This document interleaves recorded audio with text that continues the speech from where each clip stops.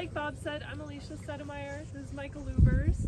I'm the area soil health specialist in West Union, but for Northeast Iowa.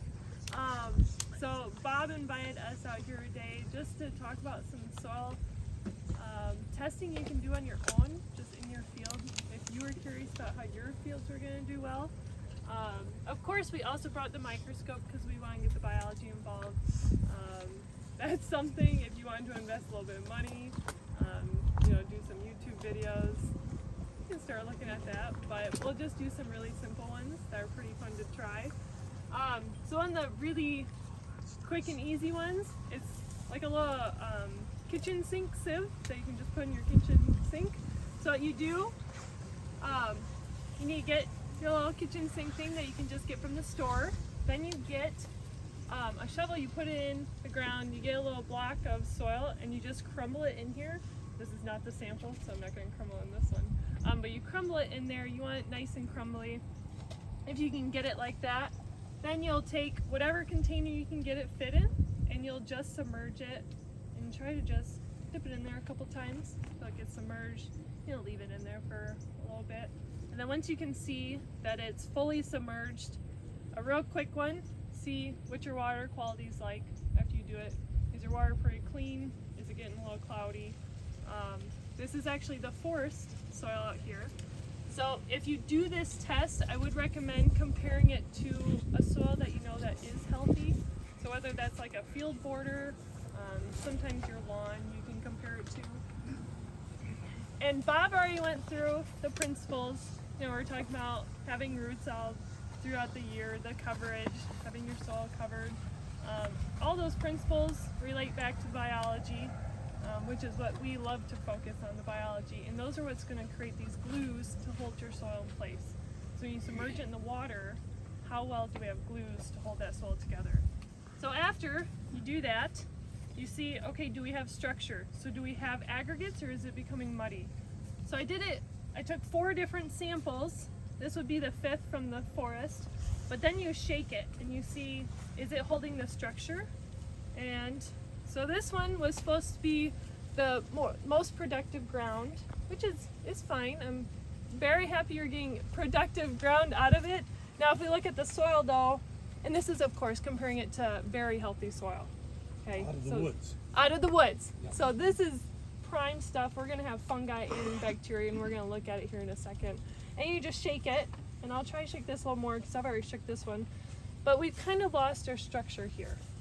Okay, and we can see that this is still holding up. This would be aggregate stability. This is the test that we call it. How well can the aggregates hold up? And then we do have some dirty water, but this one you can't even distinguish it after it leaves, right? Once it gets away from those soil particles. How clean is this? When it hits that soil and runs off, are we gonna have clean water coming off as well? So soil types would affect this too. So it is nice that you have pretty sandy soil all through here. The only difference probably is gonna be that organic matter level. And we could see that with your ground up here, so a little bit less organic matter, but you still had some pretty good structure, I would say. So I shake it, it holds the structure actually pretty well. Mm-hmm. Soil is always going to take a little bit different timing for each farmer, whatever management you're doing. I would have liked this to hold up a little bit better, but you're still doing really interesting stuff. Where did that come from? This actually came from, where is Mike showed us where to take it, and we took it from right by Bob's samples. Okay. The single 60-inch row. Okay. Yep. So that's where we got this So one. that's getting up the hill. You a take it ways.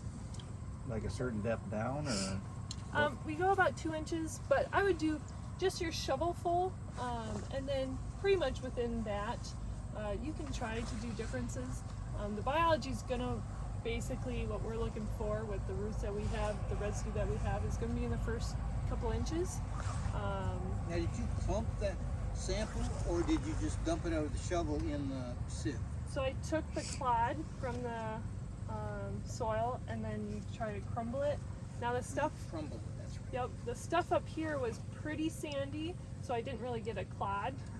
It kind of was just sand. So I kind of just Sand. fell right in there. But I'd say I'm surprised at how well it's doing. And then Which one's from the top of the hill? this one. So I took That's two from holding the top. together fairly well. I don't. That's why I was really surprised, and the water quality actually isn't very. It's pretty. But Mike impressive. said It's he's been all sand though, no-tilling so there's for 7 nothing, years. there's nothing to It's leach out. 7 years, going on 8 here coming up. So 7 years of no-till will build some soil structure too. Yes, it does. But he's also been doing the no-till at the bottom of the hill too, right, Mike? That's right. Okay. So this is at the bottom. I will say, you know, another one. If you're bringing your spade out, if you can't get it in the soil very far, you're definitely gonna have a compaction issue. We knew that, didn't we, Bob? Yeah. So it was very difficult for me to get that soil or that spade in there. So I was a little concerned with the compaction already. Anytime you want to break up compaction, plants are going to be the best option and no-till. So at least you're doing the no-till. He's trying to get the plants out there. So working his way there, and that's great. Okay, now we'll look at. Oh, did you have anything? Oh no! Well, I just add to it. A really good way to tell how well you're doing with the soil is how does it feel under your feet? You know, does it feel like the road, or is it softer than the road? If it's softer, generally means that you have more biology, you have more bacteria and fungi in the soil. If you're not tilling, obviously. If you're tilling, it's going to feel soft. A good way to get yourself calibrated for this is to go for a walk in the forest and then venture off the trail. And if you venture off the trail in a forest that hasn't been overgrazed or it hasn't been logged, it will feel like you're walking on a mattress. And that generally means you're going to have at least equal amounts of fungi as opposed to bacteria. So, you know, use all of your senses. Use your smell. Look around. Look for what we call earthworm middens. And I don't know if we went out and looked at some of them, but I haven't seen some earthworm middens out there today. I saw a worm though. I found a worm. Okay. Well, after we're done talking, we should go out and see if we can find some earthworm middens. And what those are is the earthworms, mainly the night crawlers that are out here right now. Once the corn goes into reproductive mode, which it already has, it's put on the kernels, all the exudates that the corn releases to the bacteria and fungi shut off, or a good portion of them shut off.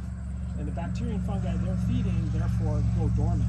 And it's the bacteria and fungi that feed your earthworms. So the earthworms basically start to starve. So now they have to make their own underground gardens in the soil.